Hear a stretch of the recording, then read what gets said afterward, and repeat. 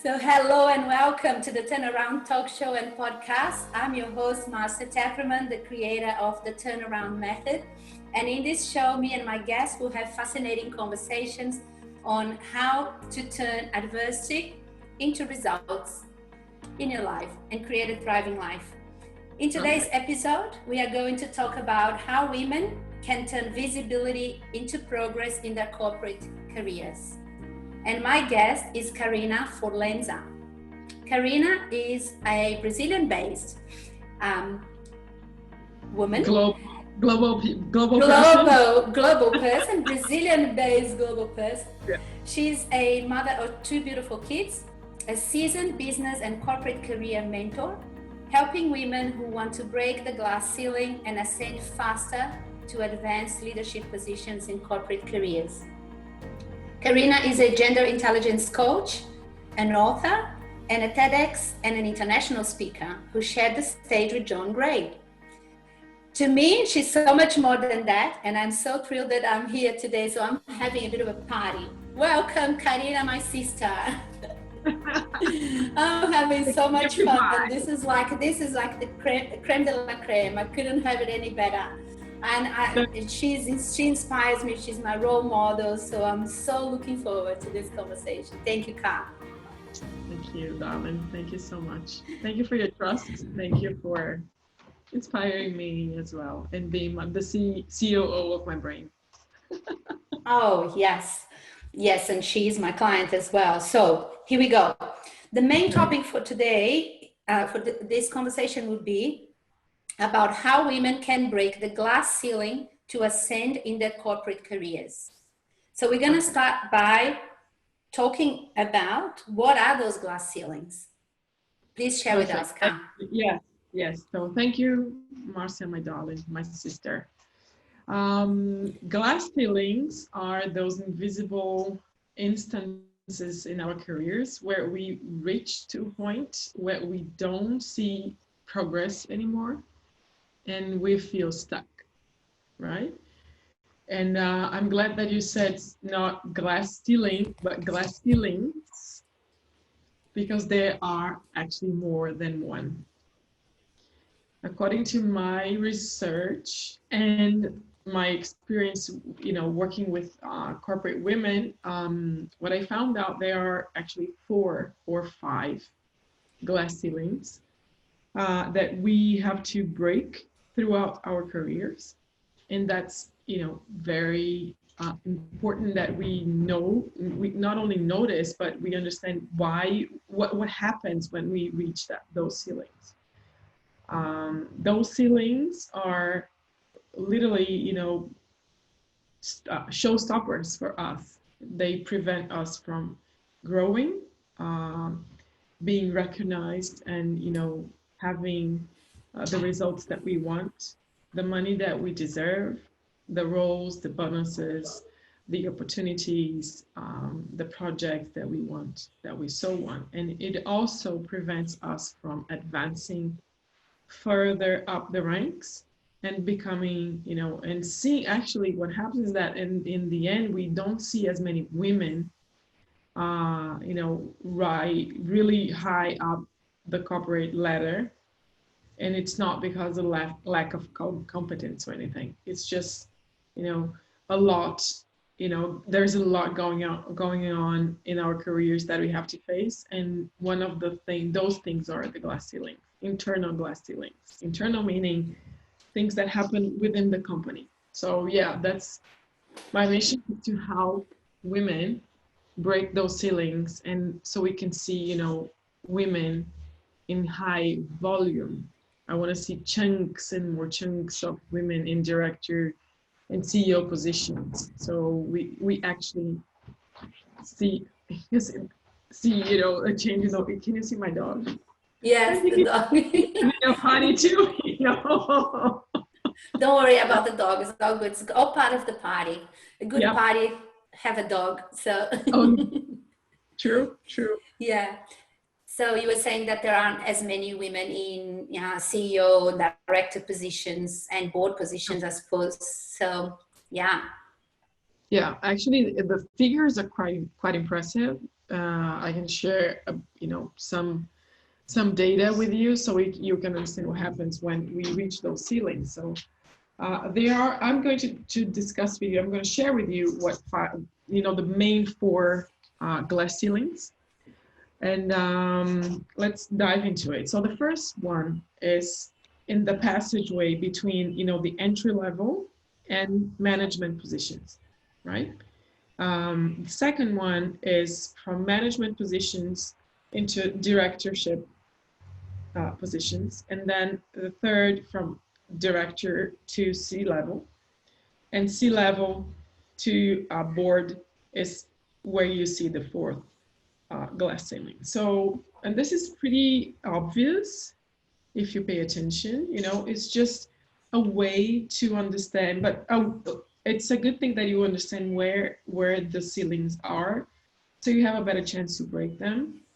And this is exactly where, I think the strength of my work comes in. Because what I tell them is why I use first, you gotta recognize where, in what ceiling are you stuck.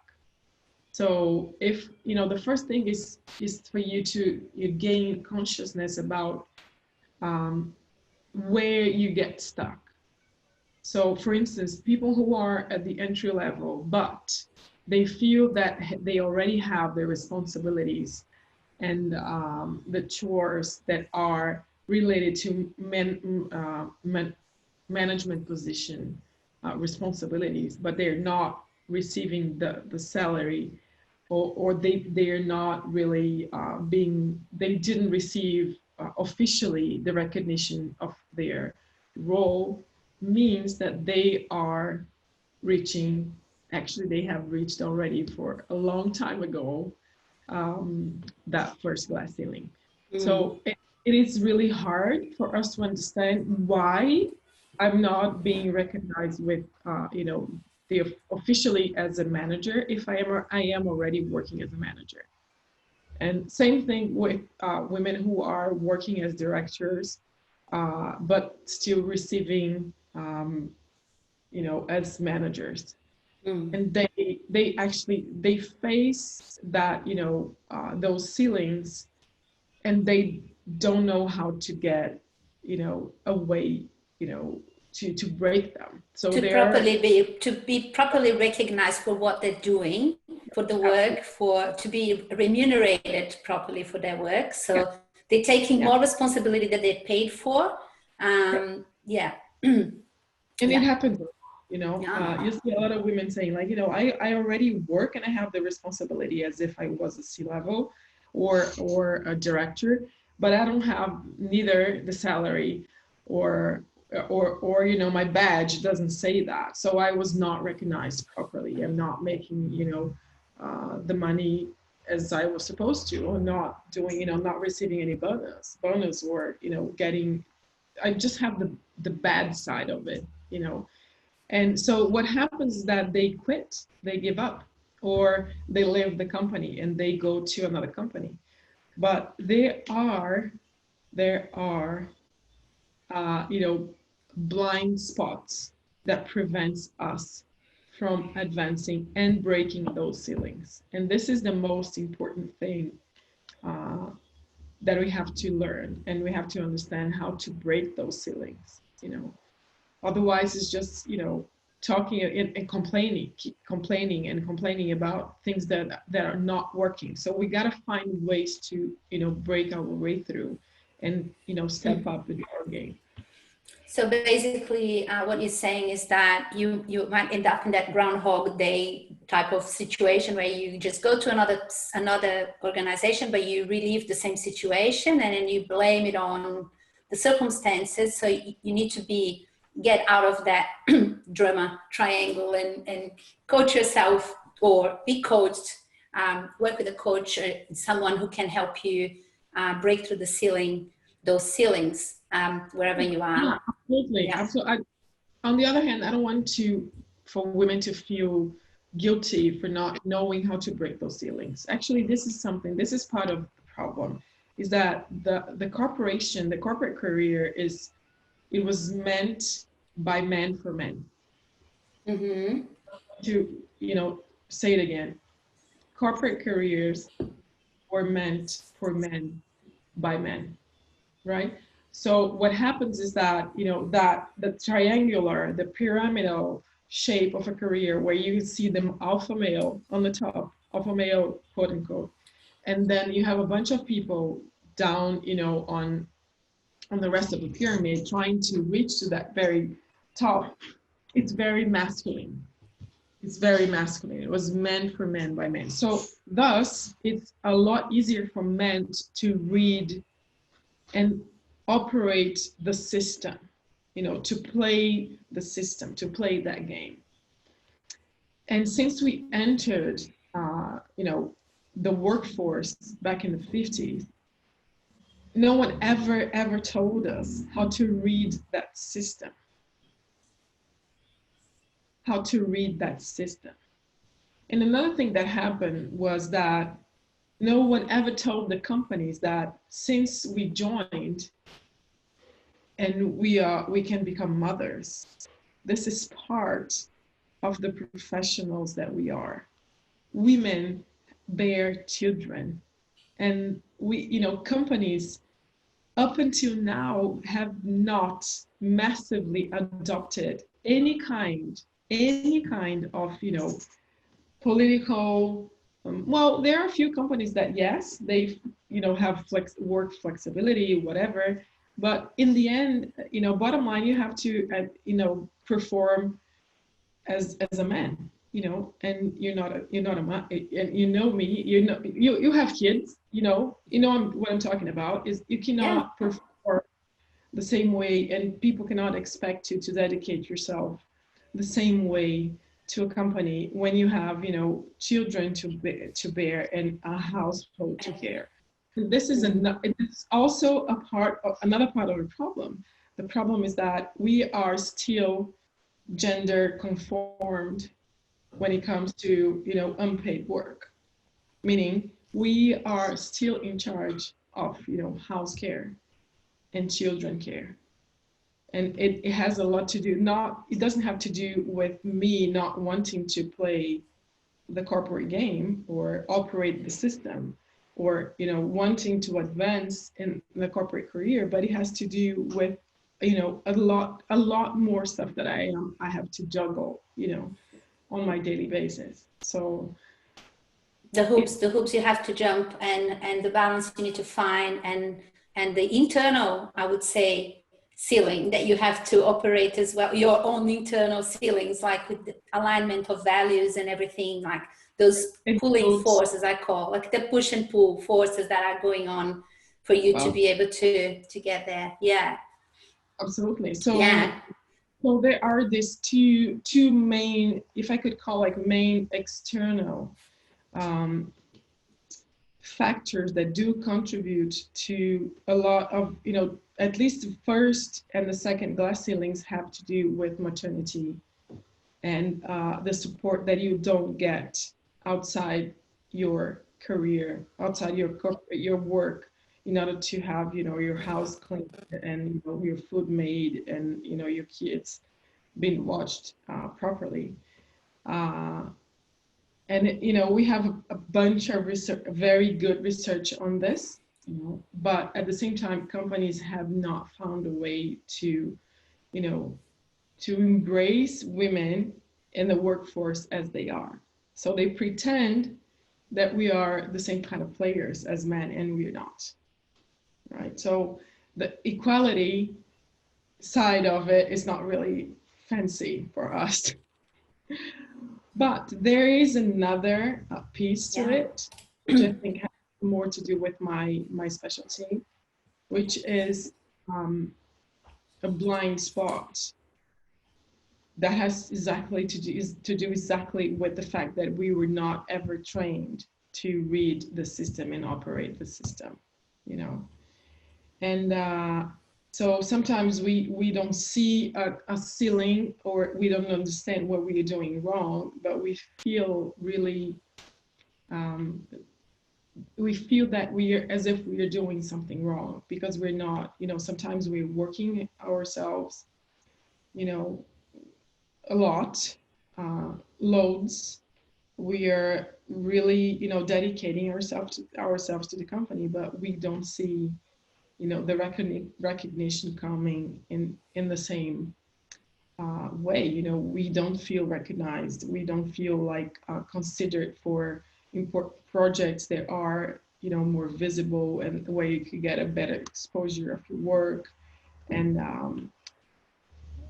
what I feel like on a daily day basis is that I see a lot of women who drop their careers at a very high point because they don't see they find themselves facing like a dead end in their careers, and they are really tired of trying and keep on trying and working hard and not receiving the recognition that they want. So they either burn out or they give up on climbing up because they feel like they have to become masculinized or to be something that they're not. They're out of in total disalignment with their values, and it helps us to give up in flux, I would say. Yeah. So Mm-hmm. Yeah.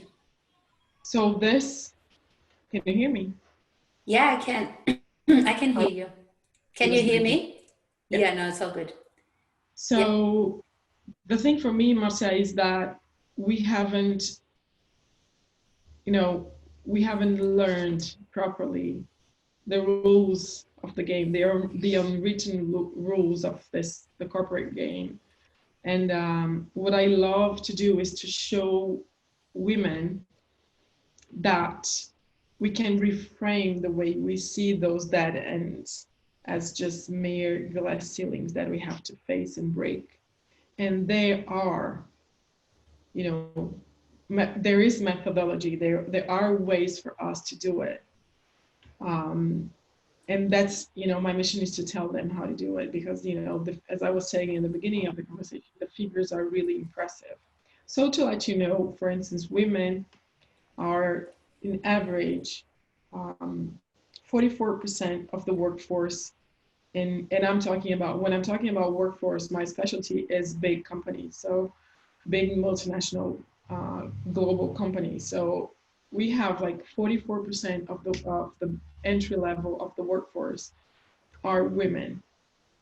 But when they reach the first glass ceiling and we start looking at managerial positions, we only Yes. managerial positions, we only see 21% of managers. So over half of the women, are we lose them. They either give up or they stay home or they will become entrepreneurs or whatever. They're going to do something else. So we have a very interesting research that was run by a very well-known university here in Brazil, FGV, that they have made. They've done a research in the recent years where, and one of the insights was that 50% of women, they leave their jobs after 18 months of giving birth. 50, either voluntarily or not. They either quit or they're fired. So this is something that's very impressive, but it's not, so half of us, we give up because of the kids and the family issues and family burden. But at the same time, there are other factors. As I was telling you, is that we don't know how to play this game, and we have to face those blind spots very consciously. And this is what my work is about. What is my Strategically, work almost, right? Yeah. So one of the things I hear you say a lot is that a good work doesn't speak for itself. Can you talk to us a little bit about that? And because that's a common belief that a lot of women have. It's like, if I work, and I have heard clients say, I'm waiting for my boss to approach me to tell me about the opportunities that, where are the opportunities for me? And I say, well, it's not going to happen. It is not going to happen. But yes, so this is quite a common belief. So tell us a little bit more about that. Yeah, this is actually one of the main reasons why women get stuck and they don't get, the promotion and the recognition that they want. Here's the thing: at the entry level, when we're at the entry level of our careers, entry level means, when you start, it's just the start of your career, and it goes up to, I don't know, the level right before you become a manager. It depends on the company; they call different names, but usually I'm talking about coordination roles. Is that, this thing with a good work speaks for itself. It's born exactly in that phase, and in that phase it does work. What happens is that you have a boss that is closer to you, and you are expected to do things well. Yes, you have to invest in a good delivery of your work, so you are expected to do things. The delivery has to do with doing a good work. Fine. But what happens is that when you are reaching other positions, like when you become a manager, you're not expected to do a good work anymore. Not as much. To do, you mean, let's make a distinction. To do, because there's like the executing and then the delegating, right? Yeah. Yes. So the thing is that when we become managers, we think that we have to work harder, not smarter. And we think that the more we work, the more people will recognize our work. And it's quite never, this is never the case, really. So imagine that we are changing, we are on like a video game where you have different phases and you have, your tool belt, right? And you need different tools, right? When you are at the entry level, yes, you have to deliver a good work. This is what is expected from you. But when you are in management positions, there are other things that are expected from you, and this is hell for women, because what's expected from them is visibility and reputation. Give, your good work and the good work of your team visibility enough for you and your team to build strong reputation. Mm-hmm. And yeah, so the thing is that people don't tell us that. Not even the most expensive MBA in the world on leadership will tell you they won't, because they don't know that. They don't know what we go through when we are talking about leadership for women in corporate careers. So the thing is that we need to let go a little bit of of the execution. We need to learn to delegate. We need to learn to prioritize consciously in order for us to gain more time to strategically think about how I'm going to find out the right opportunities to show my work, and my team's work on a constant basis, without sounding too arrogant or too, whatever, because Standoffish. Yeah. yeah, Yeah. so there are a lot of things at play for a woman who decides to do a corporate career, not only maternity, but for my clients are those who decide to play the game. They are ambitious, goal driven. They are amazing women who decided, I want to have a family and I want to have a career. So we have to face that, the need to build a better team. We need to learn to let go of perfectionism. We need to understand that belief that the good work should speak for itself is damaging. It's a liability, in that phase. I'm not saying you should compromise your work. That's not what I'm saying. But I'm saying you have to find ways to, your main concern has to do with you finding good opportunities to show your good work, not to be buried on your desk doing, your work. Because if you think your bosses are going to be watching you, or the bosses of your bosses, sorry to tell you, they're too busy. Too busy, yeah. And Ka, can you talk a little bit more about visibility? One of the things you just said was like, how do I display, how do I show my work without being standoffish? I mean, I know that there's a concern for a lot of women not to be. They want to be humble. They want to not show up as these. And I think that could be also damaging, because that's also sometimes can be disempowering. So what's the right amount of empowerment, and how? Yeah. What's your take on visibility in the workplace in your corporate career for women? Yeah. Yeah. Your question, it is central for us women to understand first, is that visibility is key. Visibility is key. And this is such a paradigm shift. I tell you, letting go of the execution and understanding that you have to give your work visibility is so hard for a lot of us.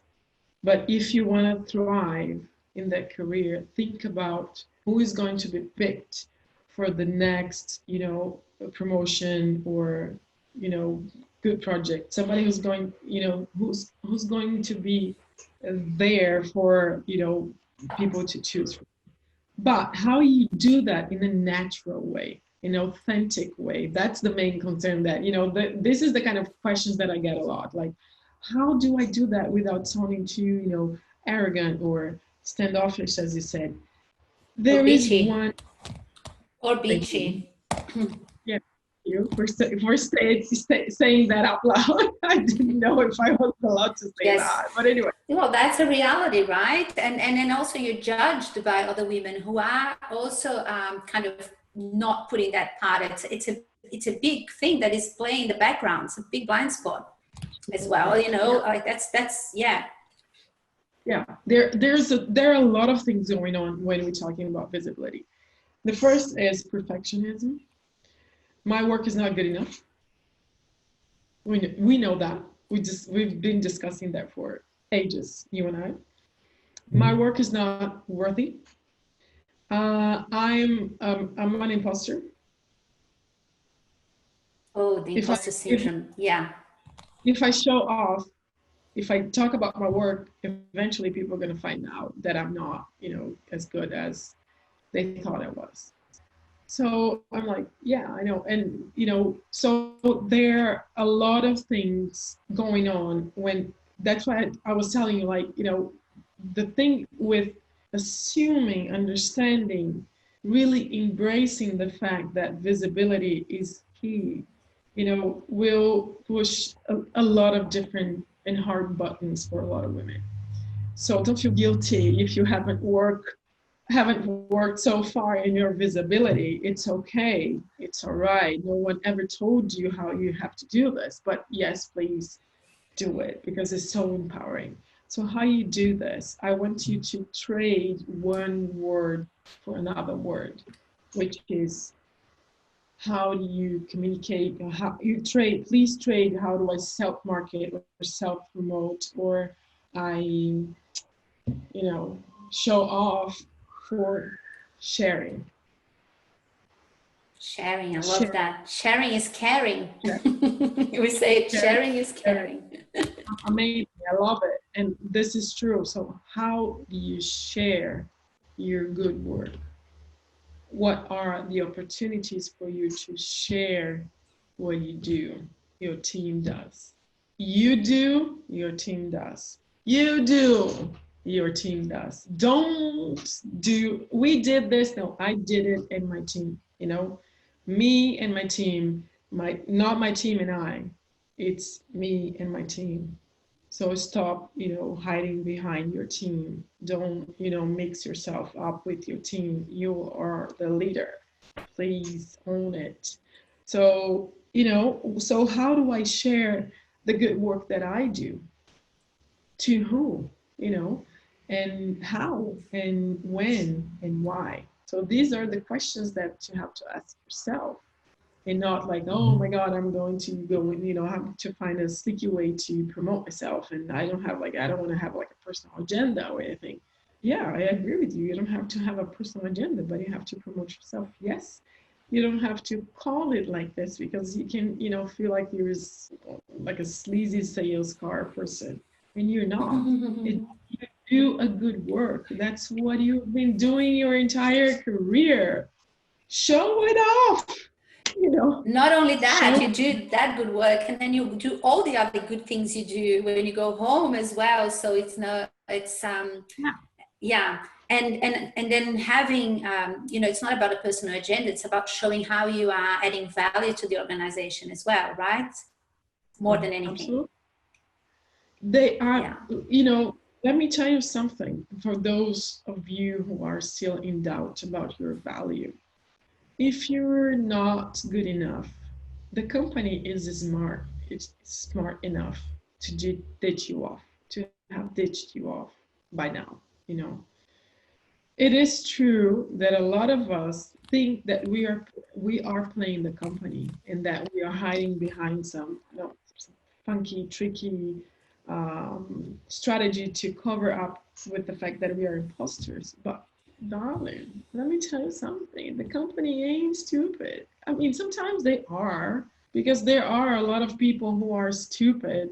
A lot of, you know, guys who are not really, you know, we're not half as capable as a lot of women are, but they're really good at, you know, talking to people and networking and promoting themselves, and so they stay. But you know, look back and see all the good things that you've done. You just have to start sharing it on a regular basis. Sharing, you know, sharing incremental results, sharing small parts of what you do to the right people. This is the key for visibility issues. You know, it's not self-marketing. It's not sleazy networking stuff. I don't believe in any of that. I believe in authentic engagement. I believe in authentic and natural organic communication strategy. This is what I do, you know. This is what I do. I'm not talking about transforming you into what was the name of that famous movie? Wall Street. Wall Street The Wolf of Wall movie. Street. Yeah, the Wolf of Wall Street type of, you know, character. Is not about that. I'm talking about building an organic, uh, natural, organic way for you to communicate, to share what you do. It sounds so natural for you and for the people who engage with you, that they don't even feel you're promoting yourself. But in the end, what happens is that they consider you because you are more present. We can see you, you know, we notice you. So that's, you know, a very important key to this puzzle of visibility to a lot of women. I love that. I love that. Now, as a gender intelligence coach, can you share a little bit more about, like, what are the differences between men and women in that space, and how women are comparing to men in the ability to sort of embrace opportunities, go for opportunities when they're not even ready sometimes for them, taking risks and so on. So can you just kind of talk a little bit to that point? Yeah, let me read you something. Somebody just sent it to me. I think it's. And again, like, I just want to say that by saying men and women, I don't want to put everyone in the same bucket. There's also, you know, and Karinna talks about the masculine and feminine energy that we can bring. And sometimes it's about that integration of those energies as well, for you to be able to, it's not that you need to step into this masculine, it's much the contrary. I'm going to let the expert talk because it's not my expertise, but it's the integration. You need to tap into your masculine sometimes, but please Take it away. Yeah, let me address this. You know, us as men, if they take more risks, actually, that let me go one step back so we can move two steps forward. In general, women are more relational and men more transactional. Women are more relational, men are more transactional. What it means, men would think, what do I have to do in order for me to get there? It doesn't really matter a lot, you know, if I'm hurting somebody, if I'm, just, finding my way through, Elbowing, yeah. elbowing other people. I just want to get there. It's not everybody like this, and it doesn't mean you have to do it in a negative way. But for us, it's really hard to behave the same way. We were raised to relate, and our brains are wired in a way that we survive through relationships, right? So we're more horizontal. So it's really hard for a woman to behave like this. And when we behave like this, we are judged, especially by other women. Being transactional, it's really something that's not expected from us. So this is the main, difference between men and women in the workplace, is that we tend to look in and care about relationships. So what it means is that if a guy comes, to a company to work as a company, and he wants to bring his own staff from the previous job, he's going to, manage it in a way that he's going to do it eventually. So he's going to give a negative feedback to one of his how do you say it? Who's down from report the people that report to him, to him, the reportees, I guess. The reportees. And he's going to give it in a cold-hearted way, and it's not something that's personal. And for us, we've been doing such hard work, and we don't know what happened, that I was ditched off, and why I was not considered to be part of this new project. And, it's part of the game. Men play a lot more naturally. Do whatever needs to be done in order to, get to where he wants. It doesn't mean all men are like this. It doesn't mean that, all women are not like this. But in general, what I feel, for instance, I was doing this session with a director of a big company right now, and we're discussing how she was going to give a feedback to one of her employees. It's just like, she spent a very expensive hour of my coaching with her because she did not want to, rock the boat too much with this person, because she knows that this person is really, cared for by the company, and she just joined my client's team, and she's not happy with this woman who just joined her team. And so, if it was a guy, he was just going to say, listen up. you better not do this. You don't, if he was going to say that, otherwise he was not even going to say anything. He was going to start, some kind of strategy to help the guy to find that team was not for him. So there are different ways, we play the system. Definitely. Yeah. Interesting. Yeah. So one of the things that came up to me now is just wondering whether you think that there are any cultural differences on that, because I know you've been to Kuwait, where you had, shared the stage with John Gray, and you talked to women and men over there.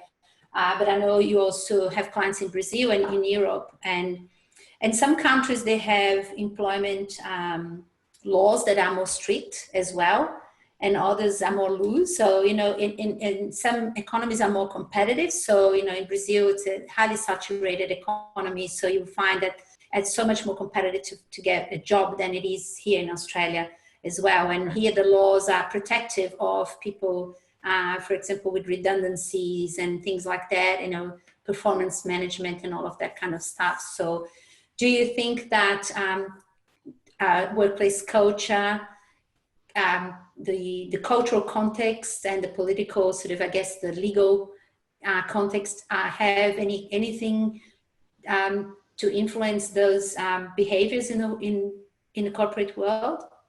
Absolutely, absolutely, yes. Absolutely, yes. But I'm not sure whether it's because, you know, women from all over the world come to me with the same questions and issues and difficulties.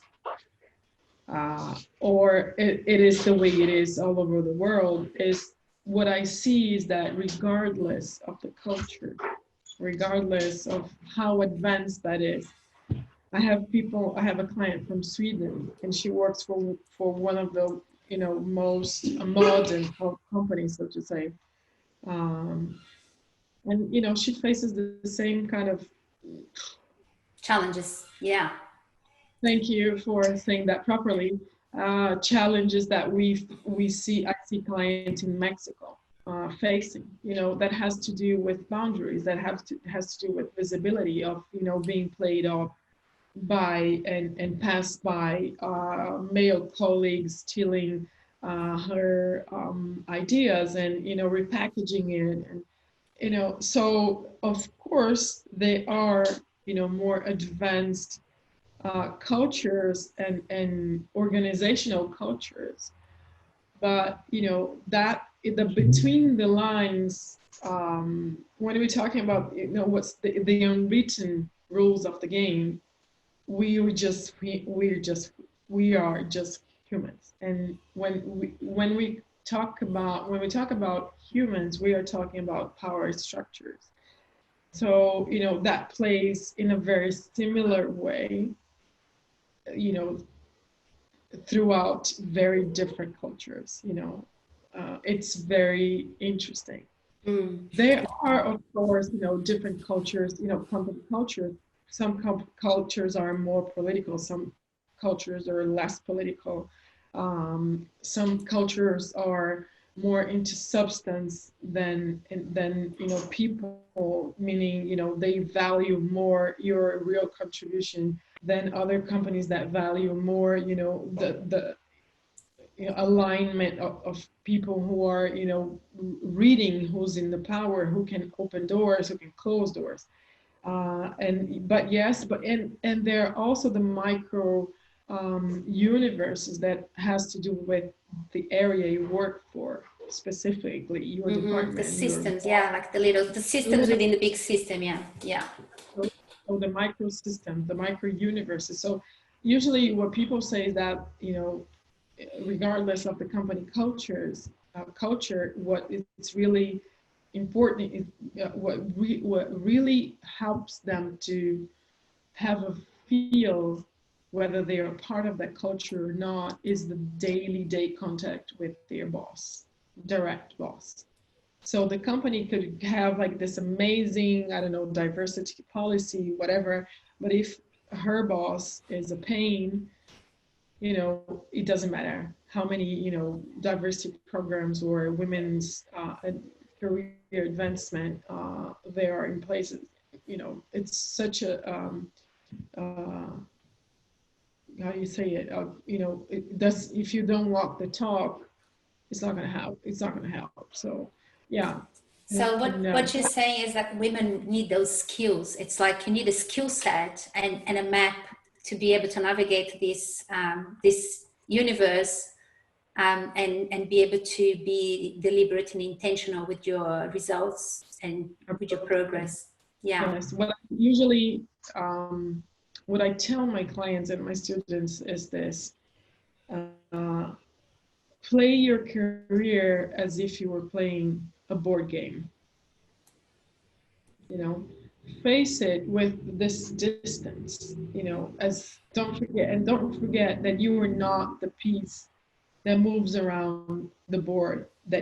And remember that you are the hand behind the brain that moves that piece around the board. So you have I love to, that. isn't that like a good Yeah. Well, you've got thing? it's just escape the word, but in life you are not a piece being moved. You need to always have that, be that third person, have that third person eye into whatever's happening, so that you can position yourself accordingly, right? Yeah. Yeah, really And the like thing that. is that when you look and if when you face your career like this, and you start to understand that everything is a game, you know, and you can play that game with that kind of distancing that's so needed for you to keep your mental emotional health preserved, first of all. And the second thing is that you can, have a broader perspective of what's going on and the moving parts and who's playing what, who's after your, the monopoly, I don't know, the big Yeah. bill, you know, who's after what, and how you position yourself into that game. So it doesn't have to be that hard. It doesn't have to be that hard. You don't have to transform yourself and overburn yourself into learning how to play that game. But yes, if you want to thrive, you You got to have to. learn You gotta that learn. skill. It's not only to understand the rules, the written rules of the game, but Mm. you got to understand that there are things that you have to learn in order to thrive. And I hope you do want to thrive. Yeah. So I've got two questions for you. One question is a personal question. I want to, since hopefully we're going to have a lot of corporate women listening to this recording, and it's more about now the benefit for you on the Gallup, the Clifton Strengths coaching. Oh, I want to know, what did that do for you? Because I'm a Gallup certified Gallup Strengths coach, and I love empowering women to understand where their assets are, where their talents are, and to self-appreciation, so that they can start to move forward. Because a lot of that inertia, if you want, like that inability to move forward and start to talk, it comes from lack of self-appreciation. So that's part of my work, is to help people with self-appreciation. So I wanted to share a little bit about what knowing and going through that coaching process did for you. yeah, I loved it. It brought a lot of relief, first off, because I think I was mixing it all up. Like I can't remember all my, the The main. talents, yeah. Yeah, You've I got couldn't. woo relator, um, ideation activator. Anyway, I can't remember, but I do know that we played with those a little bit, Yeah, right? Yeah. yeah, absolutely. So there Mm. was one thing that I remember we were talking about that right at the first session was the need that I had to help women with, help other people from that place of, sharing my knowledge, but not necessarily monetizing that knowledge. And by that I mean, I don't know if you remember that I decided to become a mentor for a Google startup accelerator for women's projects here in Brazil. So, and I didn't want to, I didn't want to see clients on helping them to become better entrepreneurs, but I didn't want not to do that anymore. So it was a very nourishing decision, to be honest with you, becoming, having that space of expression of that side of me where I could, inspire people to do their projects and not having the need to follow them with their projects, because that no longer was part of what I wanted to do as my work. But it was super empowering, it was super nourishing. I still do that, and I love it. So this is just, the first thing that we found out right after the Gallup Yeah. Strengths. It helped you be more effective with your work as well, because you started to put more order. You were aware of where your blind spots were, so you could then go, this is how I need to be intentional. This is how I give an outlet for these talents, this is how I give an outlet for these talents, that type of thing. And it doesn't all have to be around your career. It can also be around contribution, right? Absolutely, absolutely. And the last thing that happened was recently when we decided to that I had to hire people in order to do the things that I'm not really genius about. And I'm so happy I did it. I'm like, I feel like a ton of, weight was lifted off my shoulders. And I didn't tell you this, but I'm going to tell you, firsthand, and to your listeners, is that I decided to hire somebody to help me with the book, because I was losing track of my deadlines, and my agent was on, after me. She's like, when are you gonna, I need a book. And I'm like, oh my God, I can't keep up with my deadlines, because I can really mess up with this deadline stuff. That's But a great decision. yeah, I loved it. She's already, working on my manuscript. So because me, my creative process is really chaotic. I write, I can write the same book 2 or 3 times and not even realizing. I didn't realize that, but I have written and rewritten my book probably 2 times over.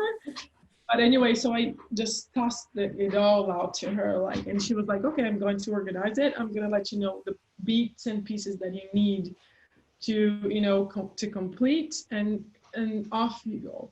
So, it was such a relief. It was such a relief.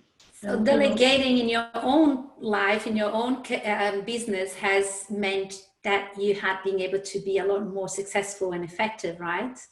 Absolutely. By just doing this. Yeah. Now I have time to actually write the book. Organize my mind, because this is something that only me, that's only I can do. Yeah. And tell us about the book. Tell us a little bit more about the book as well.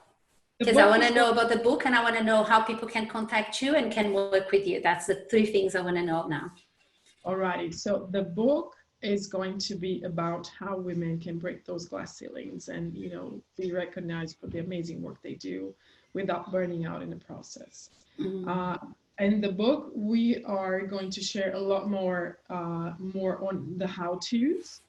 And, I'm going to bring a lot of, solutions for their, questions and difficulties and challenges regarding, climbing up in an authentic way the corporate ladder, for those who are, the corporate, what I call them, authentic and ethic corporate bitches. I tell them how to do this, to become not only the corporate bitches. So I give them a lot more perspective and more organized work solutions framework, actually, for it's all based in my methodology that's called Empowered.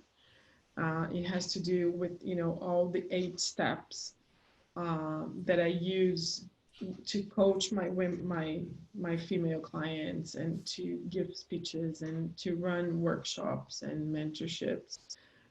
This is all based in my methodology. So the book is going to be out, I think, in the first trimester of 2021. Yes. Are we going to have a copy in English as well? Well, very likely. I just don't know when, but I think by the end of 2021. Great. They say there's some kind of whatever that you have to launch it here first, and then whatever. That's just So the answer is yes. So how can women all over the world work with you? First off, you have to want to be a corporate ethical bitch. No, just joking. There are a number of ways that we can work together. One is your company hiring me to do, institutional work with women. I tend to focus on women who are already in leadership positions. and especially those who are appointed as high talent or rising stars. And rising And stars, yeah. High rising stars, potential, yeah. yeah, high potential. You know, there are different names for the same ambitious and you know, nice, ambitious and nice ladies out there in the workplace. I also like to work with women who are working for big companies. Uh, it's a very particular, you know, system, and I know how to navigate that. So this is another thing. So, and you have to be willing to do the work and what it takes for you. You know, it means I recognizing first off that you don't know how to play that well, or that you have reached your first or second or third or fourth ceiling and you don't know how to break it. So first thing is recognizing that you have reached that place, and you know, reaching out and allowing somebody to help you, you know, being open to help, you know, to being coached. And when we're talking about, you know, 101s, somebody, a person, not a company, can hire me, but a company can hire me to do that as well. But if you are not expecting the company to hire somebody like me for you, you can hire me to do either power coaching, Yeah. or a more a larger, more transformational Longer coaching. container, a longer container, like a 3 to 6 month type of coaching. Yeah. Yeah, my processes start at 6 months. Um, and power coaching starts with 3 months. And what is power coaching? You know that already. It's a very specific, uh, I love that you're smiling because you gave me this idea of power coaching. Loving it. Just love it, because there are people who don't need the 6 months. You know, there are Focus work. Yeah. it's just focus work. Like, you know, I was talking to this woman. She's a candidate to work with me, and all that she needs is, you know, to proper engage with the right people. So she needs me to do, you know, authentic stakeholder engagement, meaning she needs to find out who are the right people and the people who she needs, you know, to engage with, to help her with her projects, one, and career, two. So you don't need 6 months for that. And she's really super fast. She's so fast, you know. Yeah. And I'm like, you know, I can't offer you something that's going to take you, you know, forever, because for this woman, she's so much more, she's so much like me, you know, super, you know, high, Yeah. you know, A-type of Yeah. woman. So I can offer this kind of work as well. And this is very much focused into women who are, again, willing to do the work that it takes. To do the work. Yes. Fantastic. So good. Called action, you know, and it's so transformative and so positive and so relieving. Wow, you know, knowing there's nothing wrong with you, you just didn't know the rule there, the unwritten rules of the game, and then all of a sudden you have a tool set that's so, you know, useful, and you start to, you just thriving, you know. Yeah. I just love my work. I know, and I love that you are doing this, because it's been life changing for you to do this, to give your work visibility as well. So, you know, yeah, I love it. I love you, and so I'm gonna make sure that people know how to find you in the description of this episode. But just in case, you can find Karinna Forlenza, Karinna with double N and KARINNAFORLENZA, on LinkedIn, on Facebook, on Facebook, on LinkedIn. so on YouTube. She's got a channel on YouTube as well. Yes. Yeah, but if I would focus to my global, you know, audience, it's on LinkedIn. LinkedIn. Yeah, LinkedIn. And on your website, of course, right? As well. Bilingual, yeah. Then you can schedule a conversation with her, and she just loves those conversations, and she's gonna tell you if it's a match or not, if you know, or what else you could do. So thank you, darling. My sister, my chosen sister, I love you so much. Thank you for being with me today. And if you like this episode, please like this channel, share with someone you know who needs this information. And yes, and I'll see you next time. Thank you, Ka. Bye. I love you, darling. The Turnaround Talk Show and Podcast is brought to you by Marcia Tepperman. You can find me on my website, www.marciatepperman.com.au, or you can connect with me on social media via Facebook, LinkedIn, and Instagram. Thank you for listening, and I look forward to being with you again soon.